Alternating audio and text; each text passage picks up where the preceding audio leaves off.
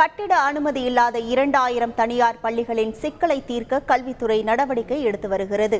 கட்டிட அனுமதி இல்லாததால் அங்கீகாரம் தொடர்வதில் 2000த்திற்கும் அதிகமான தனியார் பள்ளிகள் சிக்கலை எதிர்கொண்டுள்ளன. அகில இந்திய தனியார் கல்வி நிறுவனங்களின் சங்கத்தின் சார்பில் சென்னை உயர்நீதிமன்றத்தில் வழக்கு தொடரப்பட்டு அந்த வழக்கில் 3 வாரத்திற்குள் பதிலளிக்க வேண்டும் என தமிழக அரசுக்கு நோட்டீஸ் அனுப்பப்பட்டுள்ளது.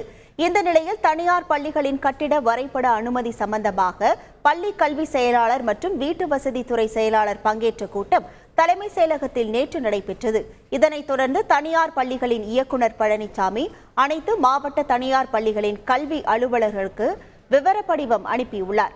எந்தெந்த பள்ளிகள் எந்தெந்த காலகட்டத்தில் எந்த மாதிரியான கட்டிட வரைபட அனுமதி பெற்றன, 2011க்கு பின் அனுமதி பெறப்படாத கட்டிடங்கள் எத்தனை, இவற்றில் நகர பகுதிகள் கிராம பகுதிகளில் உள்ள கட்டிடங்களின் விவரங்கள் கோரப்பட்டுள்ளன. செய்திகளை உடனுக்குடன் தெரிந்து கொள்ள உடனே சப்ஸ்கிரைப் பண்ணுங்க.